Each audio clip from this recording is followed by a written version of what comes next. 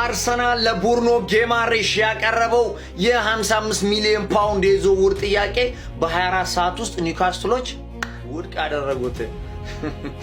ድፍረታችሁ ግን 28 ዓመት ሆኖታል ብላችሁ ነው። ይህ ተጫዋች እኮ 100 የሚገባው ነበር። ያኔ እኮ ሲቲ 100 ምናምን እያለ ነበር። አሁን እንዴ ከሱ ያነሱ እንኳን ተጫዋቾች ስንት እየተጠራ። አረ በስማም። ለማንኛውም ኒውካስትል ተጫዋቹን እንደማይሸጥ ታውቋል። ግን ያው አርሰናል 80-90 ይዞ ከቀረበ ሊደራደሩ ይችላሉ። ብቻ ግን ከባድ ነው አርሰናል ቤት ይህን ተጫዋች ማየት። አረ በስማም በዚህ ስኳድ ላይ። ለማንኛውም ይሄንን ጥምረት በአርሰናል ቤት የምንመለከት ይመስለኛል። አርሰናል እነዚህን ሁለት ተጫዋቾች የሚያስፈርሙት ይመስለኛል። በእርግጥ ቦአዲ ማለት ነው ክለባችን ሊቨርፑል ይፈልገዋል፣ ግን ገፍቶ እየሄደበት ያለ ይመስለኛል። አርሰናሎች ይመቻችሁ። ለማንኛውም እስቲ አዲስ ነገር እንሰማለን።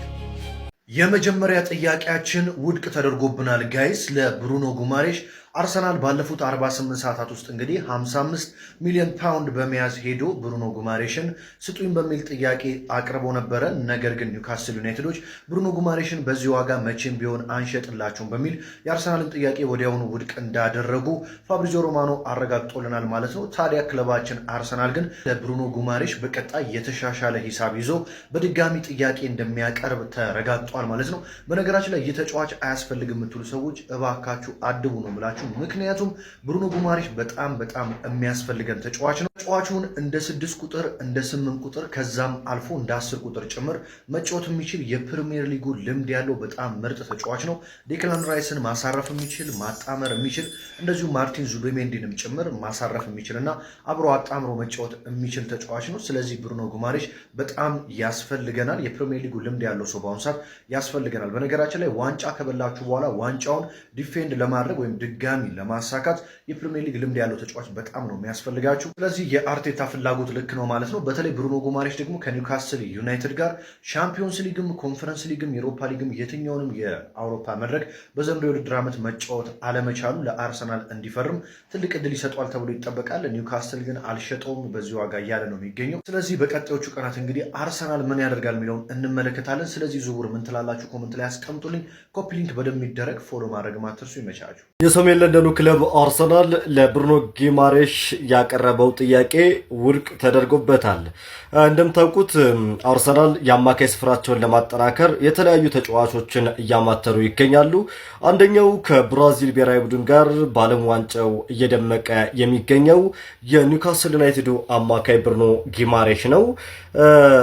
ለኒውካስትል ዩናይትድ በቃል ደረጃ የመጀመሪያ ዙር ጥያቄ መድፈኞቹ አቅርበው እንደነበረ ተነግሯል። ወደ 55 ሚሊዮን ፓውንድ ገደማ ለዚህ ተጫዋች ዝውውር ለኒውካስትል ዩናይትድ ጥያቄ ቢያቀርቡም የሰሜን እንግሊዙ ክለብ ኒውካስትል ዩናይትድ ወዲያውኑ ጥያቄውን ውድቅ ማድረጋቸው ነው እየተነገረ የሚገኘው።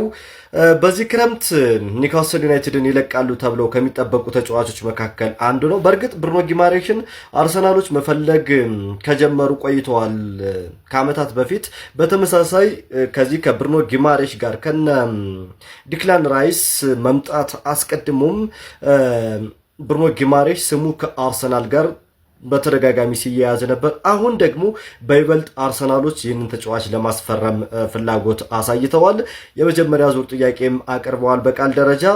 የመጀመሪያ ዙር ጥያቄውን ግን ኒውካስትል ዩናይትድ በፍጥነት ውድቅ እንዳደረጉባቸው ነው እየተነገረ የሚገኘው። የ28 ዓመቱ አማካይ ከብራዚል ጋር አስደናቂ ጊዜን እያሳለፈ ይገኛል። አሁን በመጨረሻው ጨዋታ እንኳ ስኮትላንድ ላይ ለማቲያስ ኩኛ ያደረገውን አሲስት ታስታውሳላችሁ። በጣም ጥሩ ጊዜን እያሳለፈ ነው። አርሰናሎች ብሩኖ ጊማሬሽን ለማስፈረም እንግዲህ አሁንም የሁለተኛ ዙር ጥያቄ ያቀርባሉ ተብሎ ይጠበቃል። የመጀመሪያ ዙር ጥያቄያቸው ግን ውድቅ ተደርጓል። ለዚህ ቻናል አዲስ የሆናችሁ ቤተሰቦቻችን ፎሎ በማድረግ ቤተሰብ ሁኑ። በደንብ ኮፒ ሊንክ እና ሪፖስት አድርጉት። ይመቻችሁ። ዘገነርስ ከፋችሁ እንዴ? እንዲች ብሎ እንዳይከፋችሁ ብሩኖ ጊማሬሽ አለላችሁ። አርሰናል ማለት ነው በ24 ሰዓት ውስጥ ለኒውካስትል ዩናይትድ 55 ሚሊዮን ፓውንድ ለብሩኖ ጊማሬሽ ዝውውር አቅርቦ እስራሶቹ ኒውካስትል ዩናይትዶች ገንዘቡን ውድቅ አድርገውታል ወይም ደግሞ ሪጀክት አድርገውታል። ፋሚሊ ዲቴይሉን ከመናገሬ በፊት አካውንቴ ተመቷል። የኔ ብቻ አይደለም የሁሉም ቲክቶከሮች አካውንት ተመቷል። ስለዚህ በደንብ ኮፒ ሊንክ አድርጉልኝ፣ ቪዲዮንም ኮፒ ሊንክ አድርጉ። ከቻላችሁ ግን መደረግ ያለበት አካውንቴ ውስጥ ገብታችሁ ኮፒ ሊንክ በደንብ ይደረግ ፋሚሊ። ወደ ዝርዝር ጉዳዩ ልምጣላችሁ። እንግዲህ አርሰናል ብሩኖ ጊማሬዥን ለማስፈረም 55 ሚሊዮን ፓውንድ አቅርቦ ኒውካስትልን ውድቅ አድርጎታል። ዝውውር ላይ ብዙ ዓመት ቆይቻለሁ፣ መጀመሪያ የምታቀርበው የዝውውር ሂሳብ አክሰፕት አትደረግም፣ ከአንዳንድ ከሪጀክት ነው የሚጀምረው። ኒውካስትሎች የመጀመሪያ ሀሳባቸው ብሩኖ ጊማሬዥን በኒውካስትል ማቆየት ነው የመጀመሪያ እቅዳቸው ማለት ነው። 28 ዓመቱ ነው ተጫዋቹ። ግን የማይሆን ራሱ ከሆነ ማለት ነው በዚህ የዝውውር ሂሳብ አይሸጥም ነው ያሉት። አርሰናል የተሻሻለ የዝውውር ሂሳብ ይዞ እንደሚመለስ እንዳትጠራጠሩ። ይሄ ተጫዋች አርሰናል ደረሰ ማለት 6፣ 8፣ 10 ቁጥር ቦታ አበቃለት። ቨርሳቴል ነው። አርሰናል እኮ ተጫዋች እኮ ማስፈረም አይጠበቅብን። በሚቀጥለው ዓመት እኮ በዚህ ስኳድ መድገም ትችላለህ። 19ኞቻችሁም ክለቦች ጸልዩ ብሩኖ ጊማሬዥ አርሰናል እንዳይቀላቀል። የምሬን ነው የምላችሁ። እና ፋሚሊ ፎሎ ማድረጋችሁንም አትርሱ። ፎሎ ራሱ እየቀነሰብኝ ያለው ቲክቶክ ምን አይነት ሙድ ውስጥ እንደገባ አላውቅም። ኮፒ ሊንክ ይደረግ፣ በደንብ ፎሎ አድርጉ። የአርሰናል ጥያቄ በ24 ሰዓት ውስጥ ውድቅ ተደርጓል። ወደ 55 ሚሊዮን ፓውንድ አካባቢ ለኒውካስትል አቅርበው ነበር አርሰናሎች እና ኒውካስትሎች ወዲያው ነው ሪጀክት ያደረጉባቸው። ግን አርሰናል ማለት ኖርጋርድ አለ፣ ኢቨን ዙቢሜንዲ አለ፣ ራይስ ይጫወታል። አሁን ይሄ ልጅ ለቤንች ነው እንዳይባል ቤንች የሚሆን ልጅ አይደለም። በቃ ማለት ሁሉንም ጨዋታ መጀመር የሚችል ተጫዋች ነው። ብዙ ጨዋታ ቢኖርበትም አርሰናል ወሳኝ የሚባሉ ጨዋታዎችን መጫወት ያለበት ልጅ ነውና እንዴት ለማድረግ እንዳረጉ ባላስብም እንግዲህ ሪጀክት ተደርጎባቸዋል። ሌላኛው ስለ ኤሊዮት አንደርሰን ነው። ፋብሪዚዮ ሮማኖ ትላንት ራሱ የተለያየ የገንዘብ መጠን ነው ሲናገር የነበረው። ዛሬ እንግዲህ ይዞት በወጣው መረጃ መሰረት 116 ሚሊዮን ፓውንድ በማውጣት ነው ሲቲዎች ይህን ልጅ የግላቸው ያደረጉት። ቻምፕ ብሩኖ ጊማራይስ ወደ አርሰናል ብዬ የሰራሁት ቪዲዮ ላይ በጣም የብዙ ሰው ሀሳብ 29 ዓመት ሊሞላው እኮ ነው ምንሼ ነው። ከመድፈኛው ቤተሰብም ከጠላት ወረዳም እንደዚህ አይነት ኮሜንቶች እያየሁኝ ነው። በደንብ ኮፒ ሊንክ አድርግልኝ ነው የምልህ። ገባ? በደንብ ቪዲዮዎች እየመጣ አይደለም ነው የምልህ። ይሄ ደግሞ ሁሉም ማየት ያለበት ነገር ነው። አንደኛ ብሩኖ ፈርናንዴዝ ስንት ዓመቱ ነው? 32 ዓመቱ ነው። ተረዳኝ አይደለ? ማናችንም ብሩኖ ፈርናንዴዝ ቡድን ይምጣ ቢባል እምቢ ሚል የለም። ተረዳኝ አይደለ? ሁለተኛ ነገር ደግሞ ኖርጋርድን ለመተካት ነው የምናመጣው። ኖርጋርድ ከስኳዳችን ሲጎል የሚመጣው ሰውዬ ከኖርጋርድ የሚሻል ራይስን ማሳረፍ የሚችል 29 ዓመቱ ኤክስፒሪየንስ ያለው ሰው መሆን ለእኛ ኪሳራ አይደለም። ቤስት አቋም ላይ ሆኖ 5 ዓመት ኮንትራት አስፈረም ነው። እስከ 33 እንኳን 3 ዓመት ወይ 4 ዓመት እንኳን ካገለገለን ለኛ ከበቂ በላይ ነው። አሁን ዋንጫ ለመብላት ነው የምንፈልገው መሰለኝ አይደል? ፒኤስጂን ስንገጥም አሁን ማሸነፍ እንድንችል ነው የምንፈልገው። ስለዛ 29 ዓመቱ እንደውም ፐርፌክት ነው ነው የምልህ። አይደለ? ከሱ ከማርቲን ዙቢሜንዲ ከዴክለን ራይስ የሚማር እንደነ ስኬሊ አይነት ታዳጊ ይኖራል።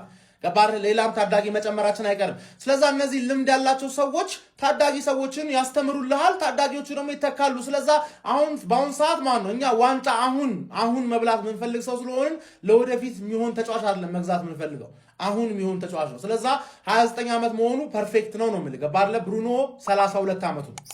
ብሩኖ 32 ዓመቱ ነው። ተረዳኝ አይደለ? እና ብሩኖ ጊማራይስ 6 ቁጥርም 8 ቁጥርም 10 ቁጥር መጫወት ይችላል። ራይስን ማሳረፍ ይችላል። ራይስን መጣመር ይችላል። ዙቢሜንዲን ማስተማር ይችላል። ስኬሊን ማስተማር ይችላል። ፋውለኛ ነው። ፐርፌክት ነው ነው የምልህ። ፐርፌክት ነው። አሁን ኒውካስትልን ማስጨነቅ መጀመር አለብን። ዋጋው እስካልከኝ አምና ቻምፒየንስ ሊግ ፉትቦል ካላገኛችሁ 60 ሚሊዮን ልትለቁኝ ተስማሙ ተብሎ ተስማምቶ ነበር። ገባር? ቤርታግ የተከታተለው ነበር። ዙቢሜንዲንም እሱንም ነበር ማምጣት የሚፈልገው። አምና ቻምፒየንስ ሊግ ውስጥ ነበሩ። ዘንድሮ ግን ኮንፈረንስ ሊግ ውስጥ ራሱ የሉም። ስለዛ ገባርለ በጣም ከበዛ 67 ነው የምልህ።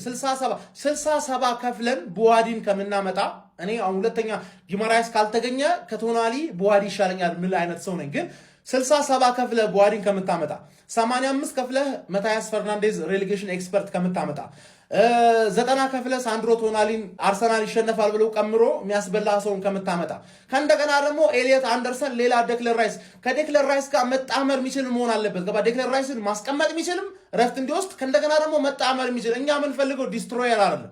ዓለም ላይ ቤስት የሚባለው ዲስትሮየር እጃችን ውስጥ ነው ያለው ዴክለን ራይስ። 2 ዲስትሮየሮች ደግሞ አድርገን መጣከች ቻንስ ክሪኤሽን ሲጀመር ወፍ የሆነ ቡድን ያለን እኮ ገባ አይደል? የሚያስፈልገን ምንድነው? ዲፕ ላይን ፕሌይሜከር እንደ ዙቢሜንዲ ማለት። ይሄ ደግሞ ከዙቢሜንዲ የሚሻል ከእንደገና ደግሞ እንደ ራይስም ዲስትሮይ ስራ መስራት ሙሉ የተሟላ ሚድፊልደር እኮ ነው አባቴ። 6 8 ኢቭን 10 አርቴታ ስግጥ ብሎ ሜሪኒዮ እና አላር 3-6 ቁጥሮች እያጫወተ ሲያዝገን ትዝ ይላችኋል። እሱን ፎርሜሽን ራሱን ግን ጉማሬስን 10 ቁጥር አድርጎ ሲጫወት ግን ስቲል ቡድኖችን እናገኛለን። ምክንያቱም ጊማራይስ ያቀብላል ነው ማለት። ኦዲጋርድ ነው ማለት። ኦዲጋርድም አለበት፣ ራይስም አለበት። ዙቢሜንዲ በእርግጠኝነት ተቀመጠ ማለት። ይሄን ሰውዬ ካመጣ ዙቢሜንዲ ቤንች ነው። ገባህ? ዙቢሜንዲና ስኬሊ ሮቴት ኬዝ ማን ተመቸን እመነኝ ነው የምልህ።